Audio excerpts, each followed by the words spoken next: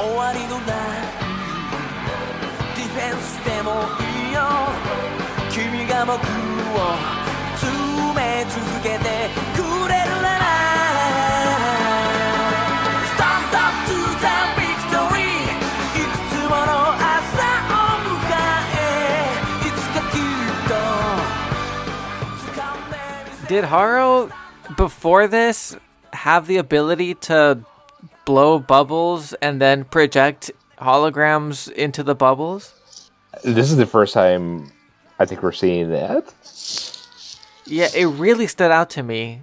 But I was like, but it happened so casually. I was thinking, like, did I just forget? Could he always do this? No, Haro is like a nothing character in these other ones. I think Haro's cute, but a lot of the time it was like, what is Haro doing here except to be cute? Yeah, just be cute. Well, in Zeta, it was funny. It was just like a replica thing too. It was like a toy. Yeah, which I don't get because I thought that Amuro had created Haro in the first one. Yeah, I think that's a really good way to segue into Victory Gundam, or just like that's something that I don't think we've talked about so much is the sort of legend of the 1 Year War within the universe of Gundam.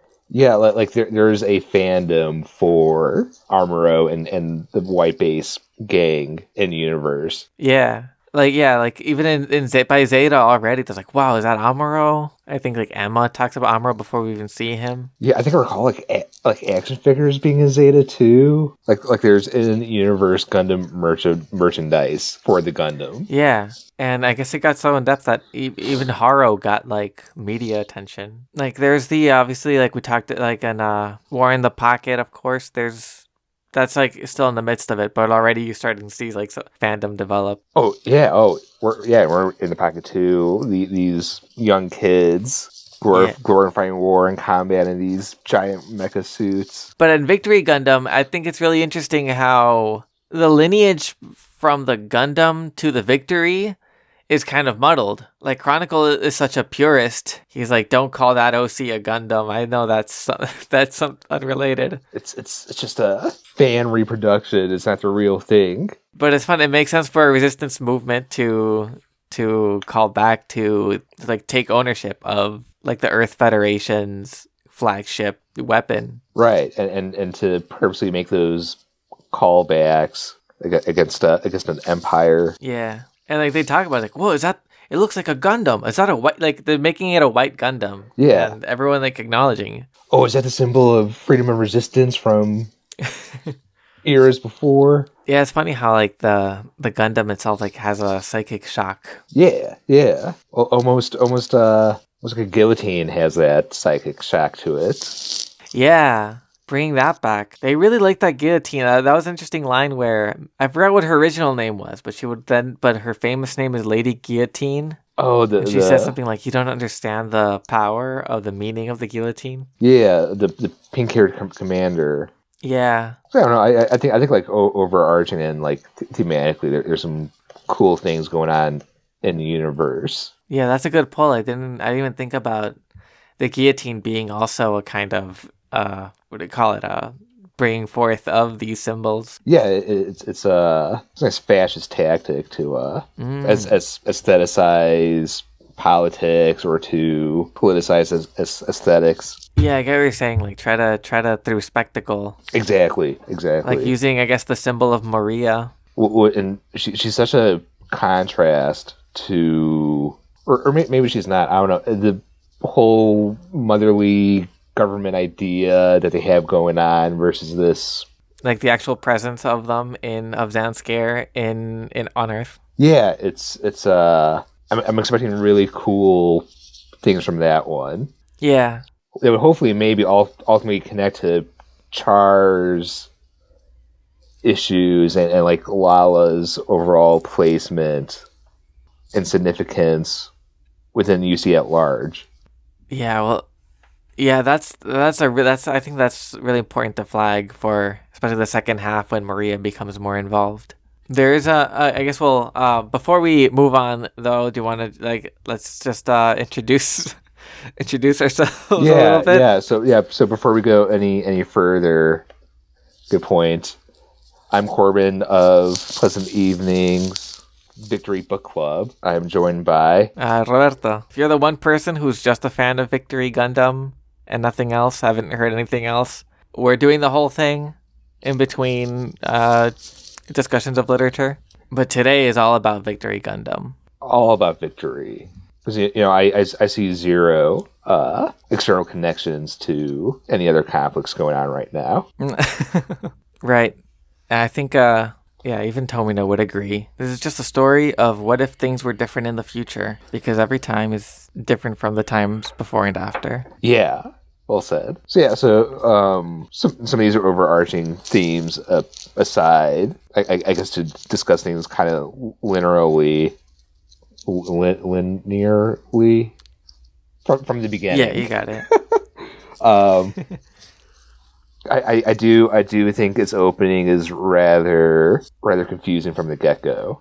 Yeah, I guess we're trying to do like a cut to 2 weeks earlier thing for interest. Right. Well, so what it was, the reason why the first episode was the first episode is that the sponsor, which is the toy company producing Gundams, they wanted that appearance on the first episode. Oh. When narratively, had Tomino and team producing this got what they wanted, that wouldn't be that wouldn't have been until episode 4. Oh, that's interesting. I didn't know that. Yeah, so there's like a Victory is marred, kind of like F91, with this like rushed and compromised. Production team, sponsor conflict, and compromise. That explains that, because there seemed to be no real upside, except like every time that they would cut to Shakti, like doing the narration, I would just be like, are we gonna do this the whole time? Right. It's weird. Yeah. It gave no advantage besides, okay, here's Gundam right away. I appreciate the comment section of my streaming source to be able to help elucidate that. Yeah, because it wasn't like things aren't like signposted until the narration as flashback. We don't get the hazy borders or the 2 weeks earlier. Like, I don't remember seeing title cards. No, I don't recall that either. So then when things locked into place, and actually maybe it speaks to my inattention as a viewer, but like honestly, I was kind of confused until I saw that clip of Uso ejecting out of the Shakyu the second time. Right. Yeah. I do love how he got in there in the first place.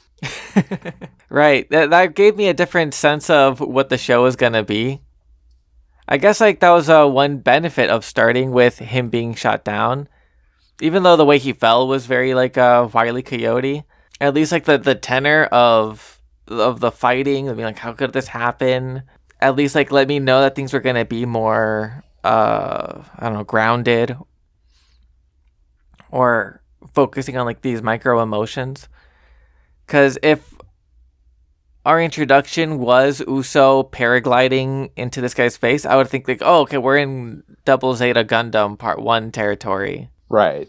I feel like that spirit like creeps up, but overall this is kind of what, like, maybe,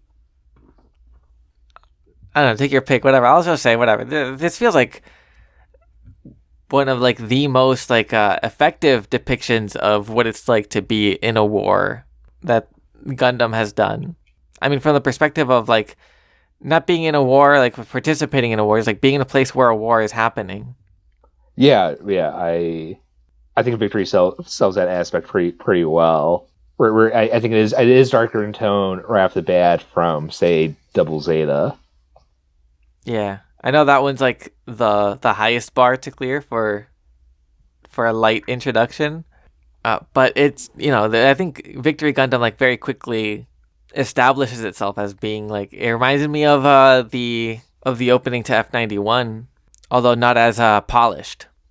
I agree. I mean, the animation style did take a cut back, not being for film. Yeah. But Plus, it feels like there was maybe a creative decision, or maybe it was because it was rushed. Like you were like, apparently there was some trouble with the production. 'Cause it felt like the shading was intentionally made like more flat. so not only is it like cut back from F91, it feels kind of cut back from Double Zeta even. Yeah. At least in the darker like facial expressions and the shading of certain things. Yeah. Maybe it was good for the way things were going, because what our last few Gundams have been War in the Pocket, Char's Counterattack, F91, and what's that, 83? Top Gun. What? Top Gun? If Top Gun were an anime, 83. Yeah, and Top Gun, the official anime. And these were all like as OVAs or movies. Like it seemed like for a while, like Gundam is taking a direction towards like more prestige. That's using an anachronism. More of a class act, like this, like when there's a Bond release and it's like, oh, this taking down these jewels from their glass case to bring out another Gundam. And like the return to like, this is like a TV show with a full TV show schedule, like with a weekly schedule. Maybe it's a way to save it, to not have it be so, to not like try to top it, or like, you know, like do an arms race of production values, to be like, let's scale things back, let's do simpler shading and go back to what the story is, keep it more personal. There's also, I guess we had F91, but it's nice to see Tomino like do a full series, take the reins again. Yeah, I like his storytelling techniques. I mean, there's some pacing, the occasional character issue, but I think he does a good job constructing believable conflicts and world building. Yeah, His themes are pretty peak, I think. Right, like there's an ambition to like the political themes that he has the tact to, like, sometimes I guess how people like say out loud, but to he has a tact to, I feel like, pull back and put the characters up front and their dynamics. Like Uso's whole deal, like I feel Uso's a much more interesting character than, I already forgot his name, the guy from 83. Ko. Oh yeah, nice. He does have the same stupid haircut though. Even that, you know what? I like Uso's haircut a little better. It's not just like generic like triangles. It's better for a child, 13 years old to be having that. Yeah, it does immediately like tell you like this is also our youngest Gundam pilot yet. Badass for stealing a enemy mobile suit when paragliding just right off the bat. Was he paragliding for any particular reason? No, I don't was recall. He, like, I think it was just for fun. Maybe he was looking for his parents. Maybe they're up here. Mom, Dad, where are you? This search for the parents. I think I do like his character design. I think his jacket looks nice. I like the yellow on the inside. Yeah, I like the cap as well, the little baseball cap that he turns to the side whenever he goes to the cockpit there. The OG, the first to do that. Yeah, like Uso. He's fun. And, you know, he's a kid dealing with a lot of greater power invading your smaller European nation. Yeah. So setting up the framework, right? So we understand that it's a classic Gundam thing where he gets involved with the Resistance after hijacking a mobile suit. Classic in for a character. So, but to lay the groundwork, we get some hint about the overall state of the world. This was it UC 100? Right, like we're far off. Nope. You see 053, which is, I believe, 30 years after the F-91 conflict involving the Crossbone Vanguard. Yeah, so bring back the Victory Gundam is like, I don't know, today, I don't know, quoting Ulysses Grant or something. I don't know enough military history to, like, we're way past the time of Amuro, Camille, the rest. Oh, what was I gonna say? But so what I think. So they explain this at the beginning of every episode. People left Earth. The pollution finally took, and it's like we can't do Earth. But over time, started coming back, and I guess we're deep into people being on Earth again. Yeah. People coming back to Earth again. I guess there's some band spots that maybe never left. Yeah, probably. That seems like a mass exodus. It seems difficult to actually produce or practice. Because there's some drops of like Uso and Shakti being undocumented. Yeah. Of ever being on Earth. And that I didn't understand. So I guess what I'm guessing it is, and this is the classic like Tomino, like especially world building. He'll sometimes have someone explain, but let things kind of be background elements for the world. He does an info dump, which is nice. Yeah, I appreciate he knows like when that's a. I think it's cool when it's like it's not totally relevant. What you need to know is that they're outside of the system. They're there illegally. So what I'm guessing happened is that when they were young, they were dropped off on Earth. I guess we know that for sure with Shakti. Right. Oh, yeah, definitely. What a twist. Yeah. And I'm so excited. Like I think I'm so excited for the second half. It's very possible. I always say this. It's very possible they might drop the ball. But I'm so excited to see where that stuff goes with Maria and Shakti. I think so. I'm excited as well. It even it calls back to even I'm seeing shades of Double Zeta when Reina was hostage of, we got his name wrong. I feel like I shouldn't do it again. Bleppo. The Char guy. Yeah. In the spirit of, we call it, I guess we have the same naming convention as Jinjanaham. We called him Char Jr. a lot while we were doing Double Zeta. Char's long lost son.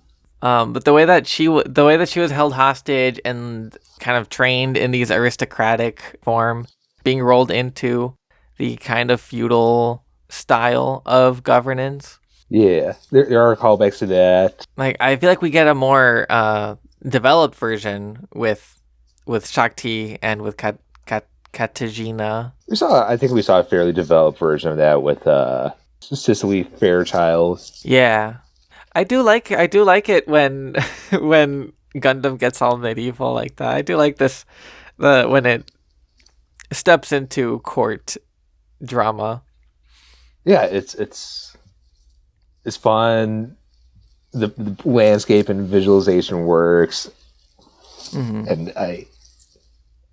it's cool. I like when it goes kind of steampunky, and I don't know where I was going with that, but yeah, it's just an awesome combination of different sci-fi tropes. Oh, but yeah, I guess saying with steampunky, it's like this, space royalty is just like a cool vibe. Yeah, and yeah, when it happens with these characters who suddenly have the huge responsibility of a state on their shoulders, it's so weird. What a weird experience it is to be a royal with actual political power. When they frankly don't want it either. Yeah, I am curious if that's Maria's place. Right. Or if she's more of a Haman character. I don't know. I haven't gotten a lot of it. She seems to wear her position well, but it could have been, she's a bit of a figurehead. It seems like other people have the reins. Actual useful political power. Because she doesn't come across to me as inept. Right. There's like a weird like dissociation between what Zankar is ideologically and what they're actually fucking doing. Yeah, I guess what we were talking about. And I guess we see this in the invasion of Earth. Going back, a great segue, great way to bring things back. I don't know if you skipped the catch up episode that they did. No, I didn't. It was really funny to see it from the perspective of like officers kind of covering their asses. Yeah, like, oh, we were successful here, and here. I'm glad that this only happens in fiction and not in reality. But Maria's like, so I heard there was like violence in Woowig. Like, did you have to like burn that city down? And they're like, no, of course they had underground facilities. He's in the tunnels. Yeah, like, oh, they were. There were civilians. There were no civilian deaths. They left. But no, nothing relevant to. Yeah, I'm very happy that's a work of fiction. No. No. If there were to be something, there would actually be underground facilities for sure, and there will be a warning, and that's fine. That's actually perfectly ethical. Yeah, a warning makes it all a-okay. Doesn't matter if people are displaced as long as they don't die. But in Gundam, unfortunately, people do die. A lot of people die. Yeah. So the people that are invading is the Zanskar Empire, being led by Maria, the figurehead of some kind of movement called Mariaism that I'm sure we'll learn about more next time. But at least Chronicle seems to think it's a possibility to reinvent humanity or reinvent empire society in a more matriarchal way. We'll see what that means. I trust Tomino to be very normal about this. Yeah, go on. You're doing great. Yeah. The main military force is called Bespa. Right, where we come in is Bespa is invading Europe currently. Where Ukraine? Ukraine question mark. Seems around there. There's Katarzyna could be. I feel like there's like some Prague, right? Then Tomino like traveled to Prague for inspiration. Yeah, that's like Eastern Europe. Slavic Europe for sure. Yeah. Katarzyna, like her last name is Rus, right? Like Luz, I guess, is how my subtitles had it, but I'm. Yeah, mine were also Katarzyna Luz. But I'm guessing, at least in Japanese, like there is like some name stuff going on in this that even gets called out later. With Jinjana Ham's name, we get a little philology lesson. Apparently, Uso's well versed in linguistics. Was it like Indian mythology? Yeah, he's well versed in computers, mythology. Yeah, so like in Japanese, like the L would be like kind of an R, so like be like Rus. Yeah. Rus. I'm not gonna try to. But Uso, apparently Uso's Japanese for lie. Lie, like opposite of truth, or. Yeah. Interesting. I think I saw a Tomino interview where he talks about this, about his name. Like I didn't just pull it. I should give Uso's like Japanese for lie, and it has something to do with like the kind of like false childhood that he had. Oh. Like obviously the League Militaire. So to go back to the groundwork, Earth Federation is kind of inept, not in the classic way that we've seen, where they still have like a functioning military, but they're weakened. They don't really have a meaningful way to repel Bespa.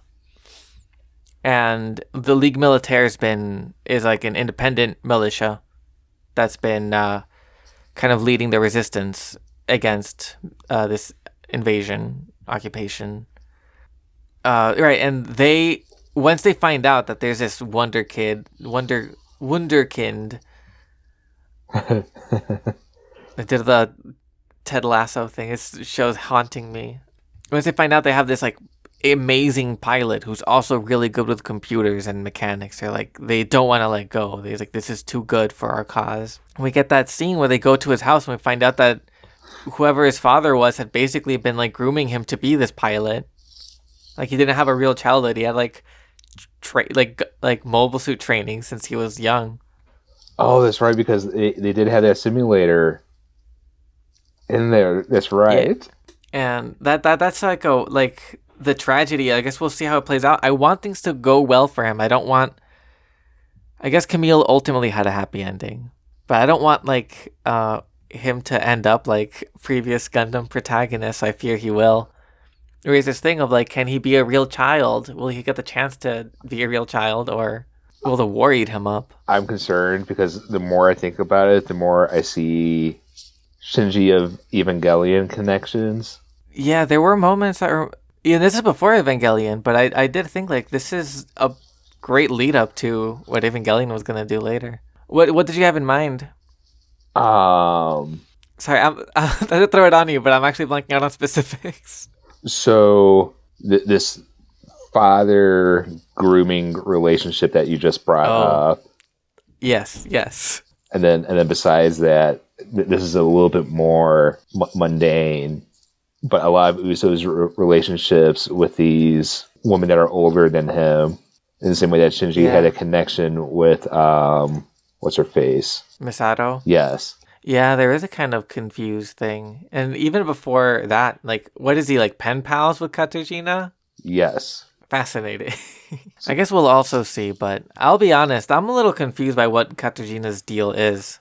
She has a cool intro where she's like, okay, she's very principled. She doesn't like the corrupt oligarchs at Wuwig. But then she like gets captured, decides to be a spy, but she doesn't really do a lot of spying. A lot of times she's just there, I feel. Yeah, she is in the background a lot. She did do one thing that was kind of nice, but then Haro helped out too. About what I'm thinking of. Is that when they're in Zanskard? Yeah, when they're in space, and Uso's really trying to confirm whether or not Shakti is alive or dead. Katarzyna goes out to tell one of the strike pilots, "Hey, Shakti's alive." But then Haru does even better, and as she captures, has the videographic proof, "Hey, we're alive." Haru is MVP. He's so proactive. They. It's hard to be a she. It's got a girl voice. I'm sure like they're building up something with Katarzyna for the second half. Yeah, well, I don't think she's a nothing character. No. She's got like whenever she's there, she's got a definite like point of view and flavor. I think she'll have a lot to do with our Charlie Care Chronicle. Yeah, that kind of like ruthless idealism that gets uncomfortably close with maybe not so ideal power. Yeah, so that could turn out useful, I think, or not useful, but that could be a fruitful exploration. Yeah. So far she's in the background setting up whatever machinations are gonna be set up. But we know that that Uso has a crush on her. They're kind of pen pals, and she probably helped form Uso's however politically a 13-year-old can think, which isn't all the way because his main priority is finding his parents and protecting the people that he knows. He's kind of like a judo arc, I guess, that he has. Yeah, captured sister arc character. But Katarzyna seems to like push him to act. Like she's impressed with him piloting. And Shakti is more pragmatic. Like that's more like that's the sister character. They're kind of growing up together in their little farm out on the outskirts of Wuwig. What's the place called? Casarelia, which is also another little language thing that we're taught means like goodbye or something. Yeah. I don't have like the words for it, but I feel like there's something there. Like their home is already goodbye. Perfect name for orphaned refugees. That's true. There's something there. Yeah, kind of sad. Feels like so I feel like lost track of where we were going. That's the setup, right? Yeah, they're living in Europe. Vespa invades. Children get themselves caught up in this conflict. Mm-hmm. And, there's a lot of... Because it is in this TV format again, it does have that kind of week by week aesthetic of, here's this new foe, here's this new conflict that the small team has to overcome. Yeah, I feel like it was a really good mix of, like, here's the guy of the week, and also each time a guy of the week is introduced, it expands the world, or there is, like, there's a really good sense of, like, an overall kind of moving forward of things. Definitely. So, yeah, we have everything with Chronicle, who gets his thing stolen, but ends up, like, infiltrating. I like him. I hope he becomes good. I feel like he's just gonna die. Which one? I'm sorry. Chronicle? Oh, yeah, he's got heart. Yeah. I'll give him that. He's definitely too committed, and when he started talking about what his plans were for Maria's queenship and Shakti's princesship, and we think, oh no, he's too in deep. That it's not like, I thought they were good, but they were bad. Like, he's the brother of the queen, and he's intimately involved in not just in terms of following orders, but in carrying out plans. Right, and having, I guess, really awareness of this matriarchy, but in practice fascism disconnect. Yeah, I think he does seem like he is kind of in the middle too, like he's like part of the invasion, but he also doesn't like how they do things all the time. He does find them a little too ruthless. Definitely. So I do have my hopes that he becomes an OG Char. Oh, the assassination. Yeah. Blame this on the misfortune of your birth type of deal. Well, see, they're setting up really interesting stuff. Like, he could go in many directions. There's some cool conflicts that we'll see if they carry out. Yeah, we shall. So he was one of the main guys, but then we get like the helicopter boys who are like disgusting except for their captain. We see that there's another like conflict there of how horrible your ordinary soldier can be versus the ideal of the principled warrior. Right, this knightly code. I was thinking there was like 3 people on these. I forgot what these mobile suits are called with the helicopter thing, and I don't think Uso kills any of them. I think they all get killed by by friendly fire. Yeah, Uso's pretty effective at performing capture rather than blowing up these suits when on Earth. And they show it from the perspective of tactics and also from Uso like being uncomfortable with killing people with violence when especially when he could see them. Yeah, that's a neat touch. Man, I forgot how difficult it was to do these 25 episode chunks. Yeah. Oh, I guess another one of the cool weekly foes that does come back into space was the motorcycle commander. Oh yes, he was cool. I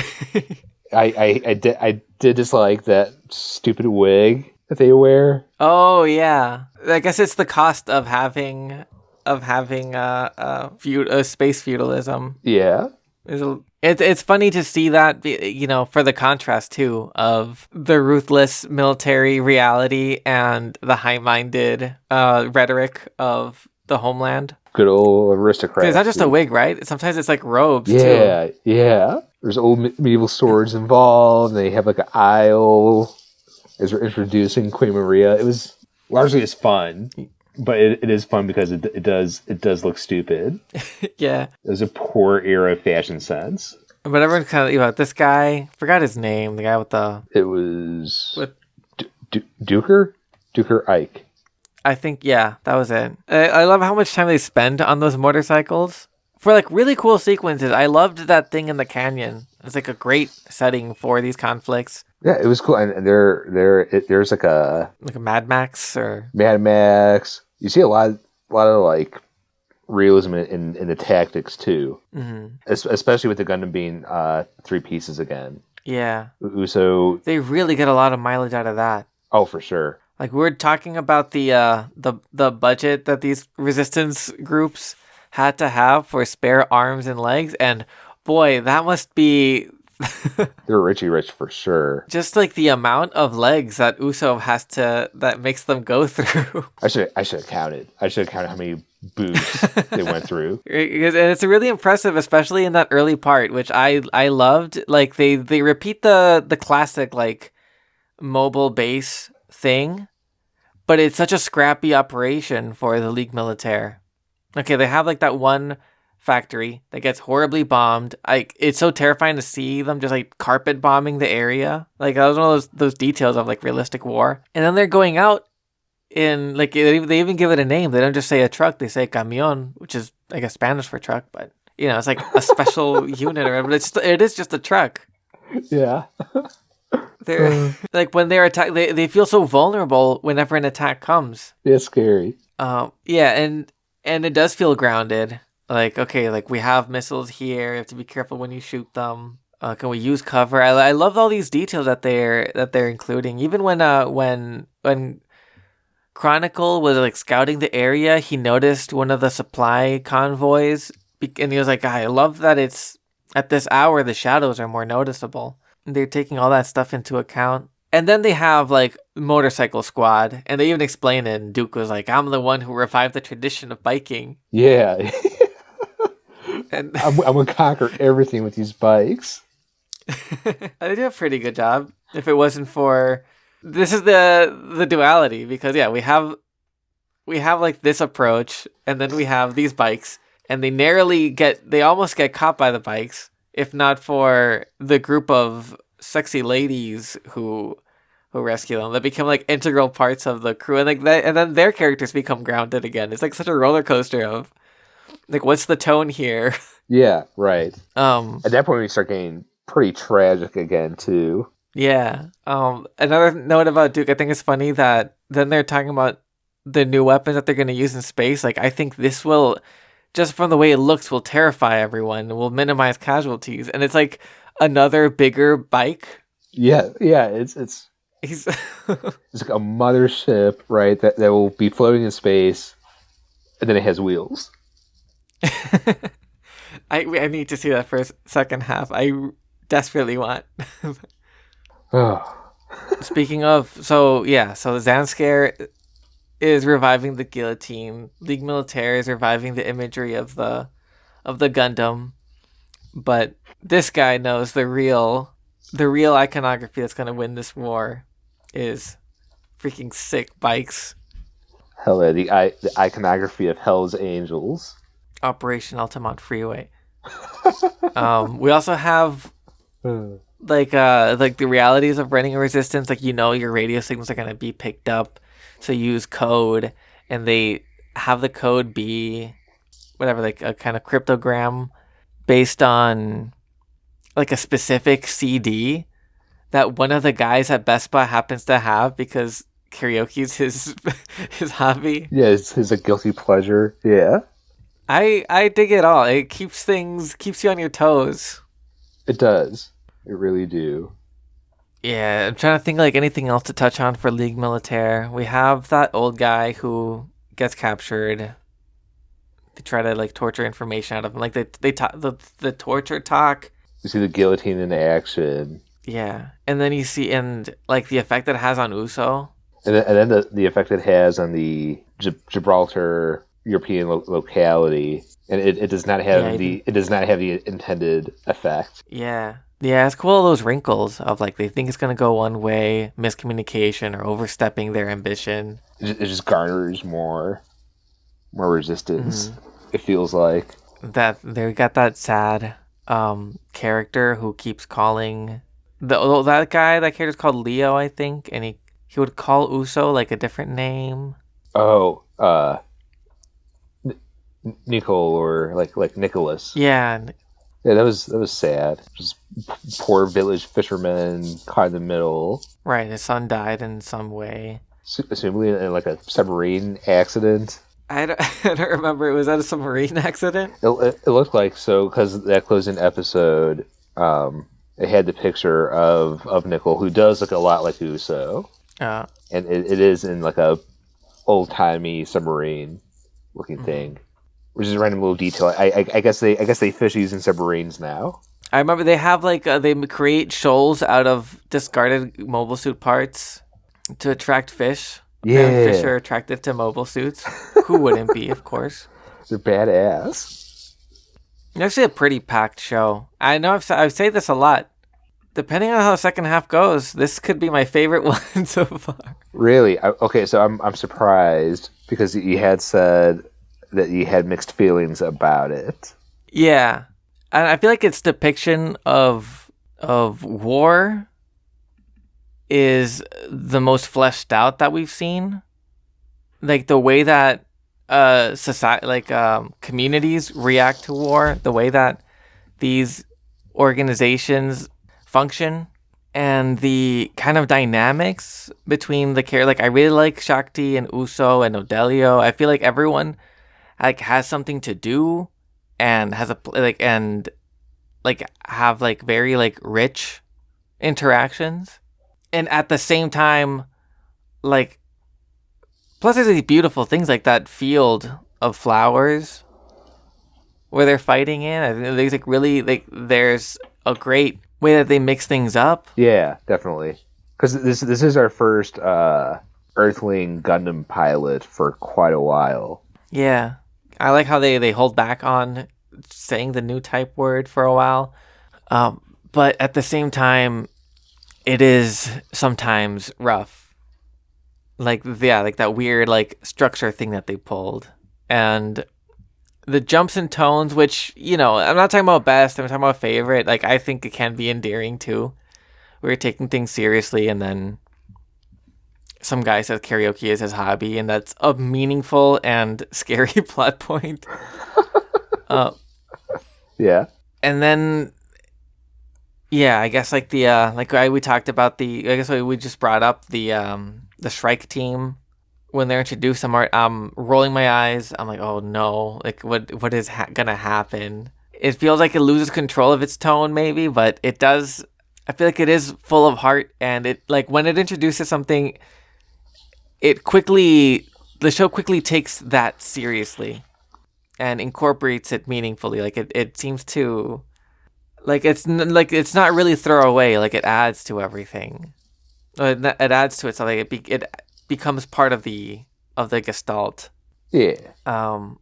Yeah. So I guess that's my general I'm coming out more positive than I anticipated, but I did enjoy it. I also feel like the support crew gets more. We joked around about Aston Age suddenly being a huge character in CCA. But it does feel that way. Right, these side characters are getting pretty big. Odello and Warren are getting a lot of screen time, and those are definitely your Assange type characters. Yeah, they have things to do whenever they do support stuff. It's cool that they flesh it out. And this is the benefit of years of existing. In the Gundam world, as the creators of Gundam, I'm sure it can be rough sometimes. Yeah. The filling of the holes, and the opening was rough for sure. Yes, absolutely.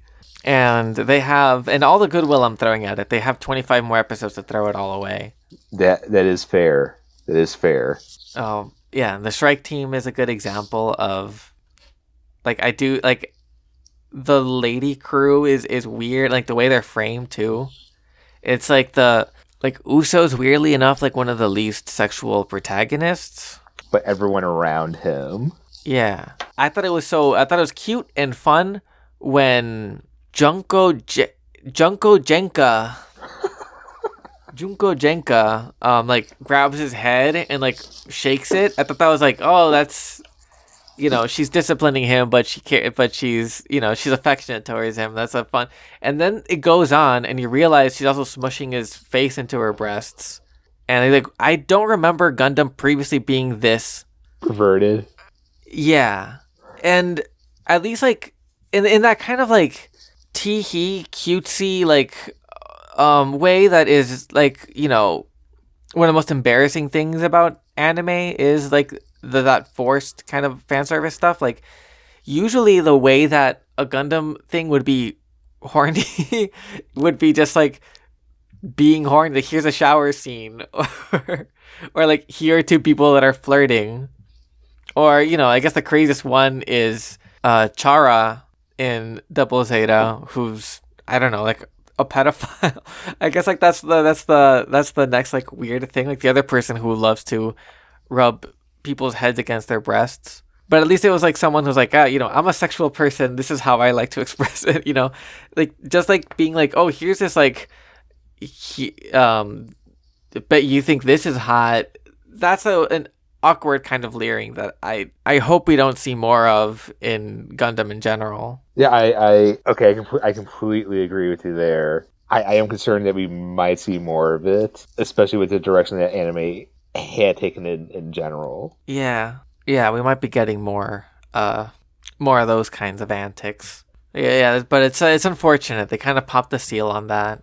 Like sometimes I'll talk to my girlfriend about Gundam or like silly things that happen. The infamous Tomino interview where he talks about where he talks about Char's partner from Counterattack. Yes. Yeah. Yeah. So I'll talk about this stuff, and she'll be like, "Oh, he's such a pervert," and I go like, "Yes, he is, but he's an interesting pervert and an honest one." Well, it was more compelling before. Yeah. They do that with I think it's Kate who picks up Uso one time, and they get in the cockpit, and it's another thing where his head is is like on her boobs, but it's I guess like they draw it in a way for sure. That's unfortunate, but it's also like okay, well that can be like he's 13. He's this thing about like being like slowly becoming aware of that kind of stuff, but it not really being front of mind. When the real point was just that she's nice to him in a way that you then get to feel more sad about it when she sacrifices herself to save the launch that ramp. Yeah, the Gibraltar magnetic bridge launcher thing. Yeah, that's another detail I like. Okay, there's one of the few ways that we have to get to space, and it's one that has like a legacy. Like its destruction isn't only bad from a strategic or ethical standpoint. Yeah, it's also like it feels like the tragedy of that falling apart is also sad on a symbolic way of like the connection between Earth and space, but also it feels like a UNESCO heritage site almost. Right. I mean, that's been around since at least Char's Counterattack, because that's how Quest and family got into space. I don't know if it's that one specifically. I didn't realize it was the same one, but that's really cool. I'm not sure if it's the exact same one, but it was the same imagery. I'd like it to be the same one. That'd be a cool connection. Yeah, that'd be a neat one, because then all we'd have is just that they used the Gundam imagery. I guess it works in either case. But yeah, it's that kind of stuff, this kind of like continuity with the past. It'd be really sad if it just got bulldozed over by war.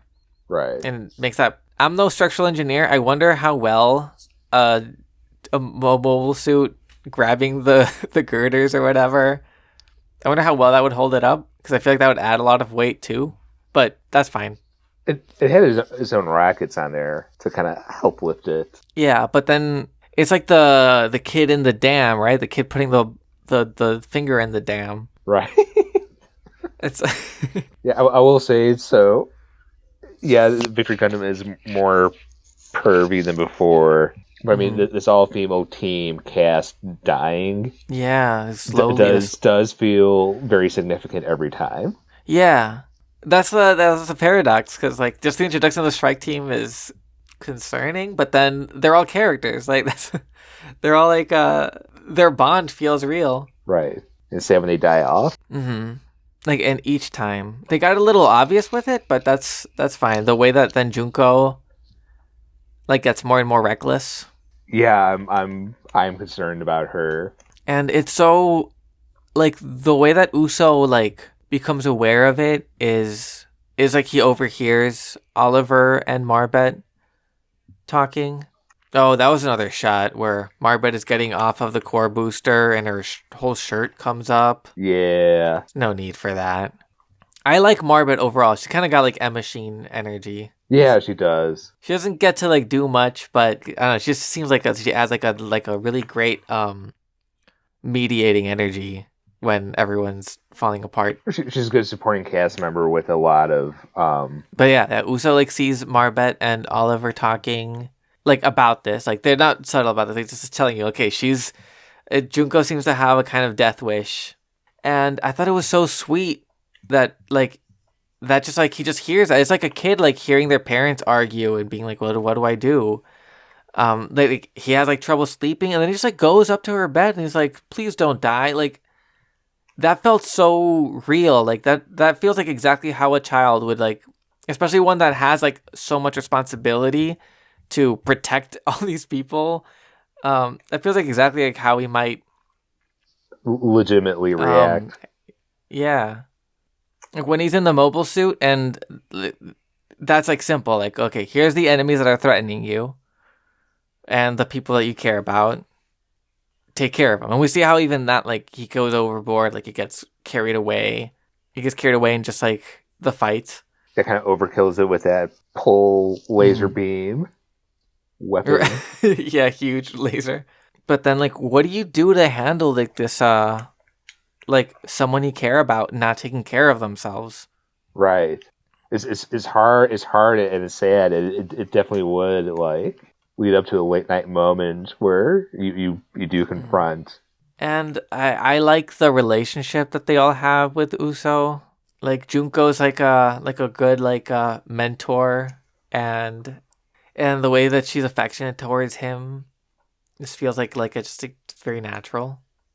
Yeah. She's like it's the way they see him as a kid is like it's nice to see that, because otherwise he would just be like a weapon for them. Right, another exploited new type. Mm-hmm. Poor when that driver who then becomes like the de facto captain. Yeah. When he punches him, it's like now you're a Gundam protagonist. Yep. Yeah. Exactly. Any kind of similarity to that bright slap moment. Yeah, but it's full punch, and the punches get more and more. Like one time, that one punch he gets, probably because also he's a kid, so when he flies across the room. Yeah, it was not the first time. Like they were telling him, "Oh, keep a good posture, stand this way," and then the punch just comes. Yeah. I don't know why I was surprised when it happened. Like, put your legs apart, hands behind your back. I was I don't know. I was surprised by it because I think judo got very much corporal punishment. No, he wouldn't allow that. He was too. He didn't take shit from nobody. No. Which is such a contrast from like Camille. I think Camille is still the most beat up. Right. He had all the defiance of judo, but the powerlessness of Amuro or Uso. Right.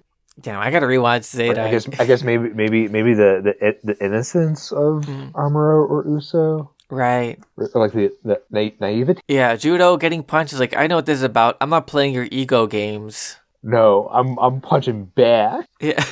Camille gets punched or slapped, and it's like, what do you mean by that? Yeah. I guess we'll see if Uso overcomes Camille in his punishment receiving. Yeah, because he is still like he does misbehave a lot. Ultimately, I don't know who would, but we'll see. I feel like he's too he's overall like a good boy, except for like when he wants to rescue Shakti and everyone else. I think largely after this later part of this first half, he's seeming to abandon. Yeah, that's true.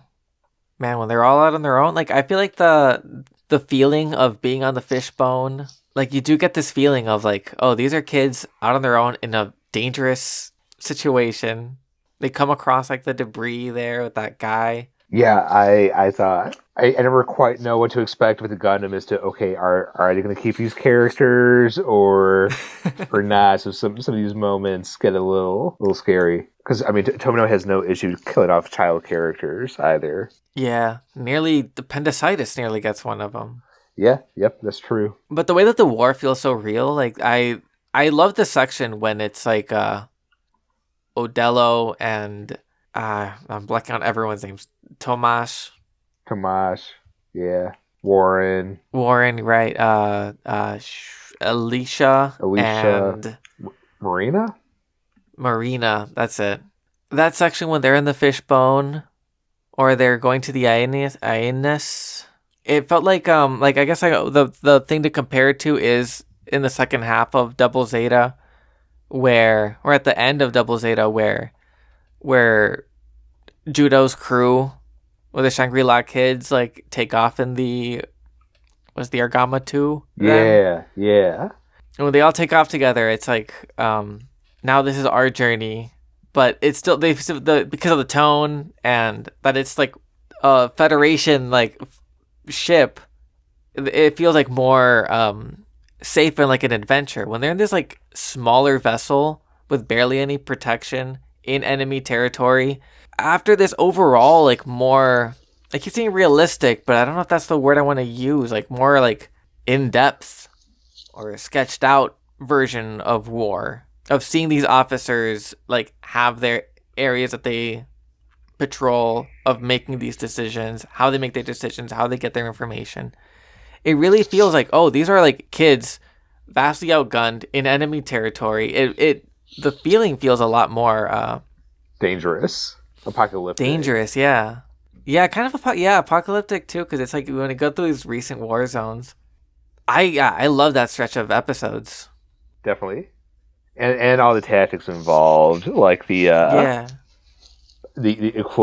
microwave equivalent of the brown noise.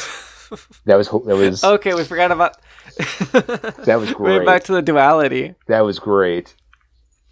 Yeah, I think duality is important. Otherwise, you get something totally similar to like an Attack on Titan, which is enjoyable, but there's like zero comedic relief has its place, even in tragedy. Yeah, Attack on Titan is like a very serious story. There are like moments of levity, whereas like when characters make jokes or have like downtime.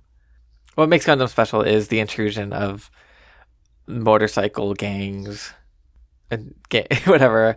Well, this is new for Gundam. I'm not sure if this would even fit in Double Zeta. The microwave diarrhea attack, the Havana syndrome beam. That's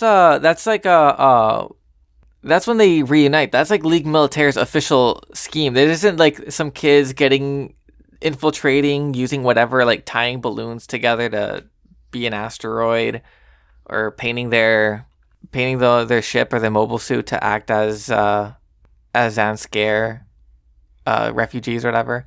This is the official resistance tactic. We're gonna give everyone their diarrhea to get us a chance to get close enough that their long range weapons won't work. Hey, it didn't work though.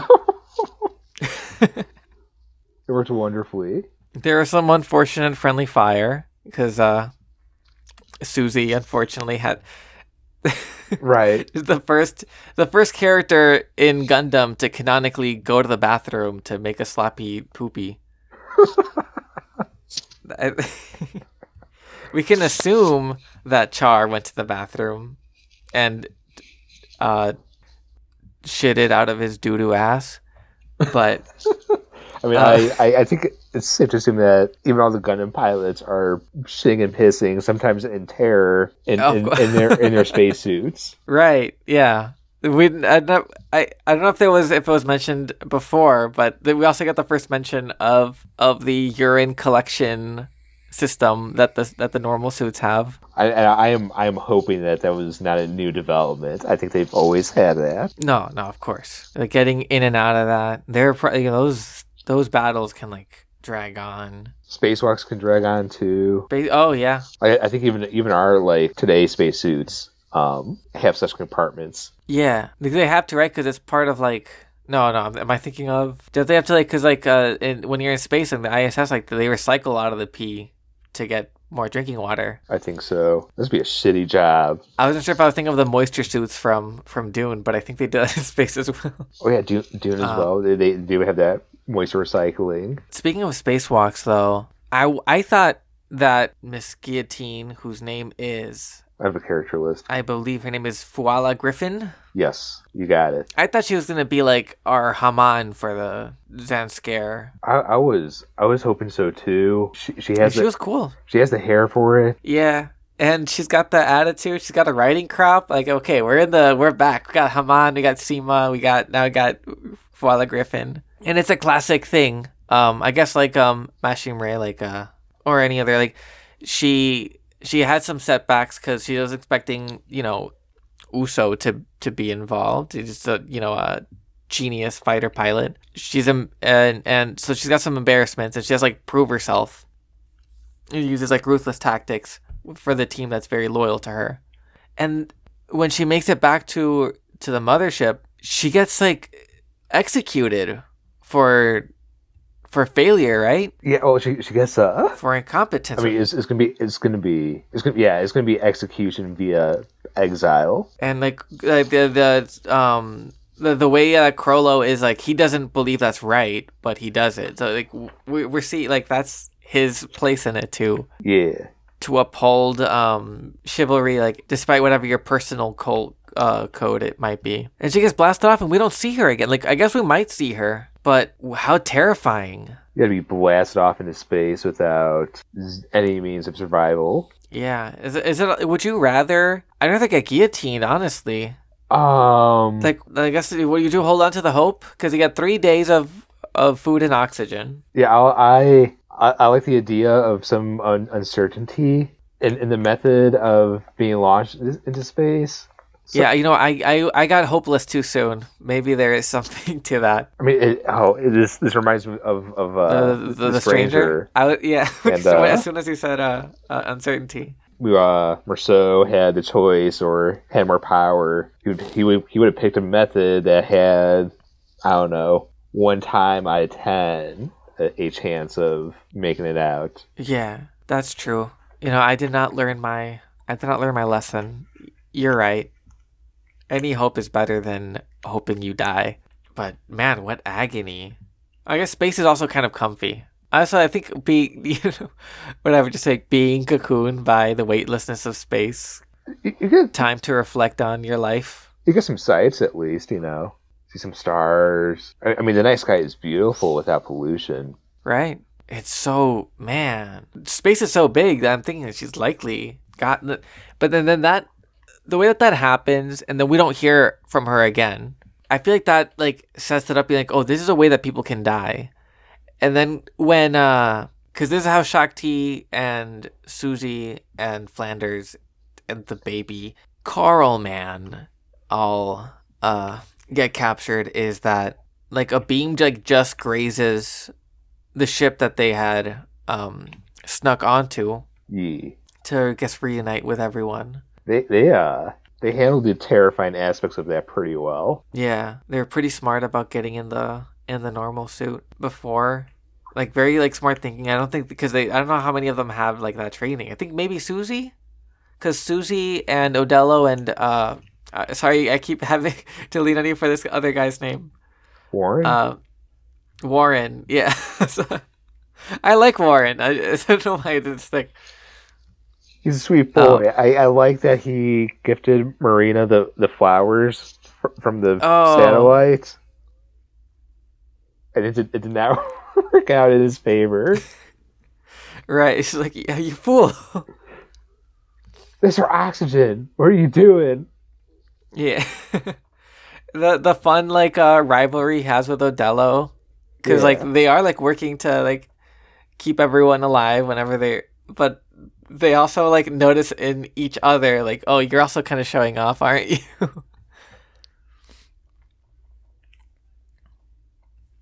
And then they're both jealous of Uso, seemingly.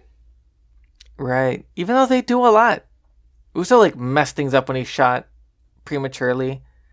But that's the kind of stuff that I like in this Gundam stuff. It's not just like, what's the best course of action? It's sometimes people acting out of, like the worst of it is Martha's war crime. But things like Odello acting rashly because he's like a young man trying to, prove himself, be tough or whatever. Yeah. That's cool. like wrinkles to help things play out. Yeah. Right, but they get when Shakti and her group get expelled out onto space because like the hull got breached right where they were. Thankfully, they were smart enough to put the suits on and close the suits for Carl, Man, and Flanders. And then like that was so clever how then they don't cut away to that until the very end. You get all these other scenes. Uso and Odello and Warren don't even know that they're in space. They thought as far as they know, they're on Earth. Right. They wrap up the battle, like a scary, and then they're chatting about other things for a while until like whatever they left behind gets found. Right. And then you see them in space, but it's like 10 minutes, or it felt like a million years. Right. It took a while for them to figure out. I thought they played that really well, because the whole time I was like, though this is like important conversation that they're having. It was like there's a chance you could have forgotten. I feel until that reveal, which also would have worked. But I'm watching that and the whole time I'm thinking, oh my god, what about Shakti? Like they're not gonna kill them, are they? Right, and they use it as part of the closing credit, which is perfect cliffhanger. Brilliant usage of that old week to week airing schedule. Yeah, even now, like I am excited to jump into the second half because I want to see how things go with Uso and Maria. Yeah, because that's where it leaves us off at was. Mm-hmm. Beautiful shot too. I was taking screenshots of the show as I was watching, and that was one I had to take. I love that shot of the Gundam holding out its hand from the perspective of Maria looking up at it. Yeah. Even with some of the stylistic reversions and making it more accessible as a TV show as opposed to a film or OVA. There's good shots. Yeah. I think it looks good.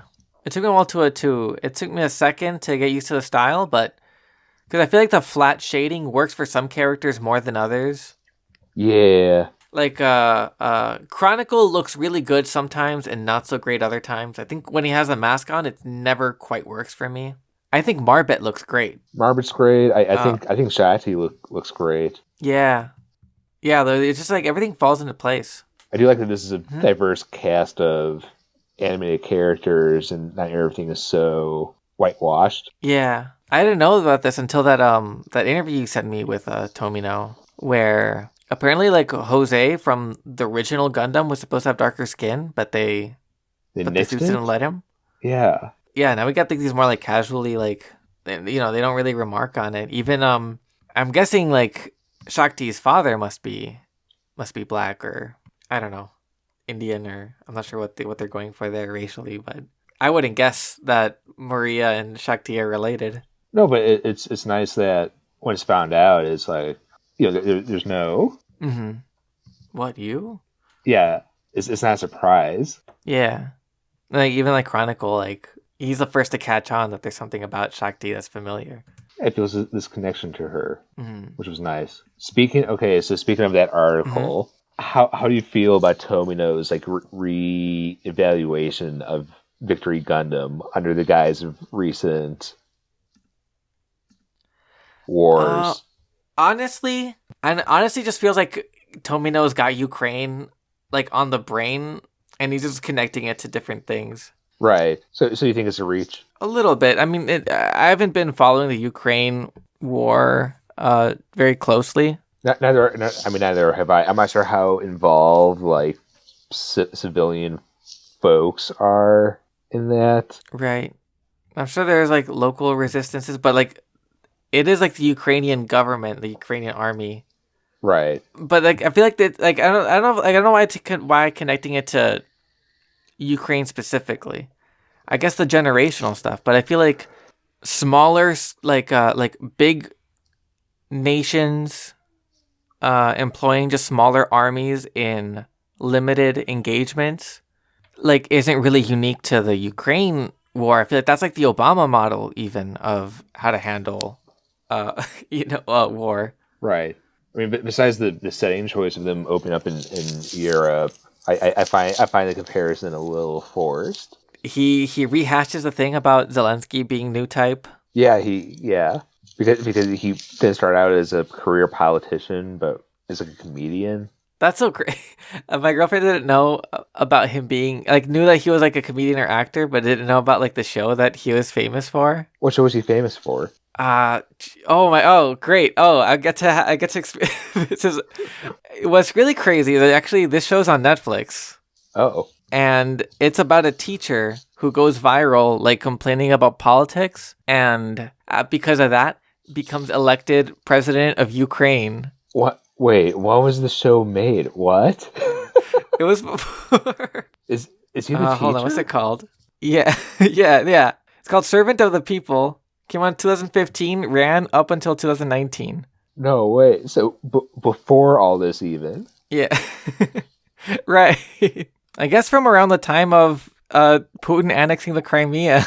It feels like almost something more out of Exterminator than Gundam. Dude, what? Was that like his running platform? What the fuck? He piggybacked off of that, I guess. I think he seems to be. I don't know. I do get the sense that Zelensky's honest, but I'm not sure. You know, there are books yet to be written about the Zelensky era. Right. That's fair. So I don't know. I don't know if he's like a Maria. I don't know if he's like Mariaism or like oh, this is fun. We get to revisit Sabers. This is like Leslie Blanche's dramatism discussion on these leaders. Right. But the virtue now isn't just like being tough, but it's also being an untainted outsider, right. Someone with ironclad moral principles and leadership capabilities. It's like a different kind of archetype that has been created, I guess, in the last few years. And yeah, it does speak to that. The way people talk about Zelensky, we got Tomino calling him a new type. Have you seen that? Do you remember that Oscar slap? Oh yes, I think it was Sean Penn. There's a weird interview where talking about the Oscar slap, and I was like, if he had gone up to slap Zelensky, it wouldn't have gone down that way. We're invoking Zelensky for this. I mean, I appreciate, support to Ukraine for... I haven't looked into it. Who knows? Some people want to accuse them all of being Nazis. That seems far. It feels like weird to me. They seem like it's like a country. No, this seems a little far. Yeah, I know that the Azov battalion. I know that there are like people that have been like units that have like kind of Nazi tattoo, like the Black Sun, stuff like that. Right, and like weird right-wing politics. Yeah, and I understand, the role of the Cossacks in the revolution. Putin's not Soviet Russia. Like it feels weird to like poison that entire well. Again, I'm speaking mostly from ignorance. No, I don't know nearly enough. Well, because in order to even counter some of these militia forces are themselves Nazis, it doesn't necessarily necessitate you going all the way to Kiev. That maybe justifies you, federating parts of eastern Ukraine that, apparently wanted to vote in or whatever. Yeah, there's no reason to support Russia's efforts here. No. This is neither here nor there. I don't think this is like the stuff that Tomino was talking about. No, not at all. Like, yeah, but yeah, we could criticize maybe how the general Western powers might have unknowingly or maybe knowingly, like maybe stoked some Russian aggression, but obviously Russia just wants to have access to those ports. Right. Like Putin is kind of a return kind of revanchist about the fall of the USSR. Right. He's very much one of those nostalgic fascists. Oh, make this country great again. Yeah. Yeah. I think it's a reach to apply any Gundam into any specific conflict, or to call any politician a new type. I want to believe him when he's saying like, this next generation is gonna be different. Yeah, I agree with that.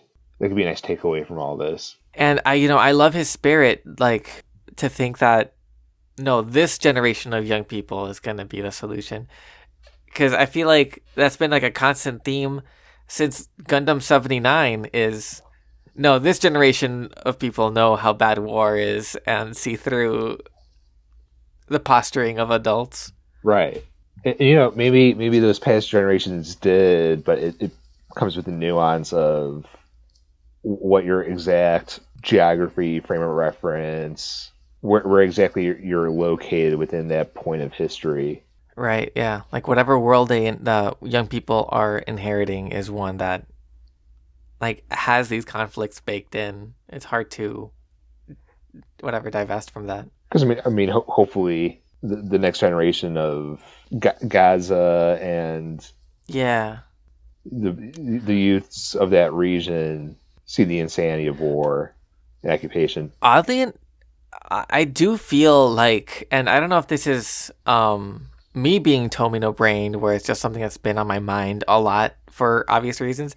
I do see a lot more of the Israeli occupation, the Gaza conflict, whatever you want to call it. I do see a lot more of that in Victory Gundam than I do the Ukraine thing. And I know it's gonna flatten things, but okay, people left Earth for a while and then came back. This group comes in to colonize or to establish a rule. I'm definitely flattening things because Mariaism seems to be like kind of evangelical in a way that I don't think Zionism is. But there's like a returning force violently occupying these places, and then it's like justifying the violence based on reaction to the resistance against that violence. Yeah, to a entire fucking city. So that's like that was one of the first screenshots I took was when the people on the city go like the underground factory must be around here, like blast everything. Right. Oh, blast this hospital because there's this underground tunnel. Which completely.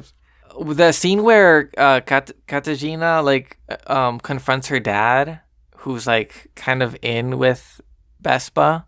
And he justifies it by saying it's the fault of the resistance for burrowing into our city. It's kind of fucked up to hear from the perspective of a resident of that city, but that kind of thing, like because of this resistance, everyone else has to get punished. Right. It's also old fuck saying that too. Oh yeah. And that's the other thing. I guess that's what we were leading into. Like you brought it up because of the stuff about the generations. It does feel like young people today all around the world seem a lot more vocal and informed about the Israel-Palestine situation. I hate that I'm so used to the euphemisms, the situation, the conflict, the over there. Right. I'm not confident enough to feel like I have the ability to call a spade a spade. I don't want to overreach in my analysis of what's going on. Likewise, I share that lack of confidence. I guess what's interesting is statistically, for a while now, like I think 60% of the Palestinian population there are children. Yeah, God, that is a heartbreaking thing. We should probably jump off the politics thing, but that is like so. And then we have more and more people as that becomes more well known, the pro-Israel, whatever, the anti-ceasefire crowd being like, well, these children are more like teenagers, and a 13-year-olds are routinely given bazookas, which is just to make them more, I don't know, reduce any kind of innocence, like it's not a tragedy. Right. Why are you giving? Why does that 13-year-old have a bazooka? God, and that's a way that even I feel like Victory Gundam. I feel like Victory Gundam is one of the more war is hell stories in Gundam, at least so far. But even then, it's more optimistic. I feel like because when they do that thing that they've done this since the first Gundam. Whenever they find out that it's a child piloting, they go, "Oh shit!" That's still going on, and we see some very big reactions sometimes. Right. I mean, one of the reactions we saw was literal tears from I think it was the captain even of like, oh fuck. Yeah, it's so craven for instead to be like, well, here's a picture of a 13-year-old with a gun. Therefore, it's fine that we're indiscriminately killing a population that's 60% children. Versus this work where there's a stronger reaction to this child committing war. I do like that there's an overall humanity to most of these characters. I don't think we've had I wish we haven't had like and I have to explain it every time. A Fu Manchu moment. We haven't had that in Victory Gundam yet. which for the new listeners, we have to come up with a new name. It's too risky to just say drop Fu Manchu. There's a story in the book Exterminator that we read where as the CIA's is working to counteract an evil plan, we find out that was all part of a more evil plan when a random side character is revealed to be Fu Manchu, the classic villain from pulp stories, who confirms all of the greatest paranoias of the Cold War, and is revealed to be an unequivocal monster who is behind everything and with ultimate power. I would like to see Tomino do that again. Yeah. So us in the pod didn't do it, but didn't cover it. But Tomino does do a very similar character in Killer the Butcher. In what the Butcher? Killer the Butcher is the character. Killer the Butcher. Oh, yes. Is this in that? That was at Zambot. What show was that in? Zambot 3.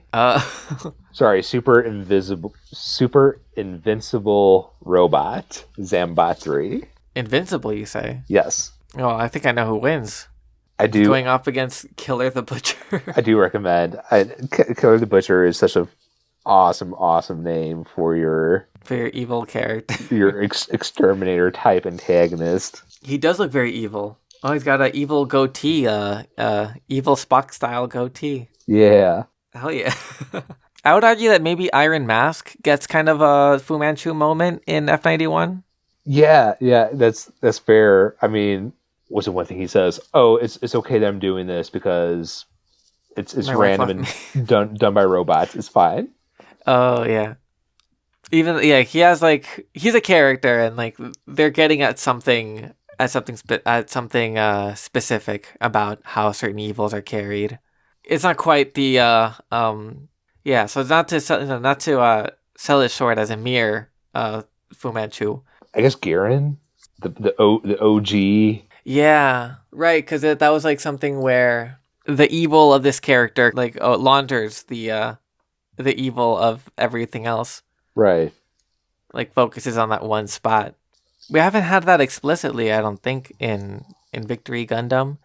It feels like we're getting even when they encounter a soldier or whatever, some of them are bastards, but they're bastards in human ways. I don't know if it was gratuitous, when they capture Katarzyna and one of them threatens to rape her. I guess we touched on that with Beltorchica one time in Zeta Gundam. Yeah. And even comparing that's a second. It felt a lot more scary in this one.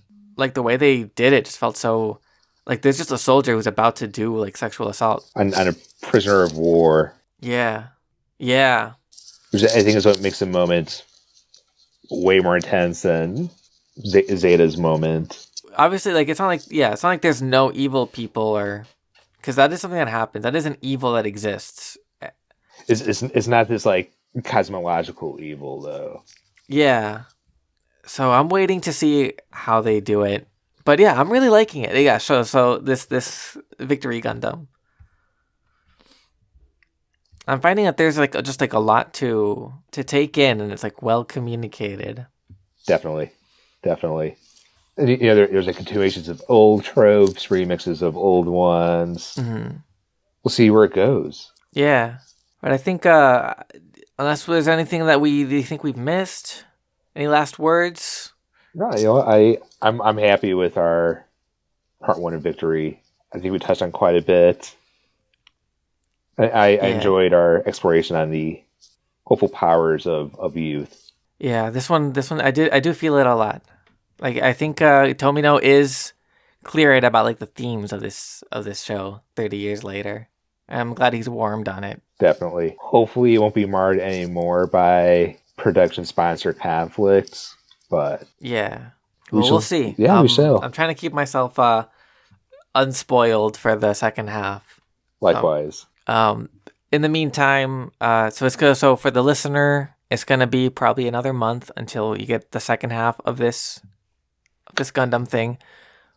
After this, we're moving on to part 2 of 3 for the book that we've been reading, Sabers of Paradise, the other story of a colonial project. This one is more evangelical. Yes, it is. Another powerful story of resistance against Russia for sure. Yeah, really great book. Speaking of Fu Manchu, some uncomfortable Orientalist strains, but an interesting read. And as far as you can stomach that, fantastic like history as myth. Definitely, it is a aged historical epic. Because we brought up the theme of the self-tinseling. Oh yeah. Well, if you want to know what that means, we'll touch on it. We'll touch on it when we talk about Sabers of Paradise. So go back to the last episode. Go forward to the next one. Yeah. Most of these episodes are standalone and are enjoyable. Yeah. You don't have to start with one unless you want to. Yeah, I'm sure that the Sabers of Paradise, of course, is a 3-part. We'll see how that goes. Anyways, have a pleasant Enjoy your evening.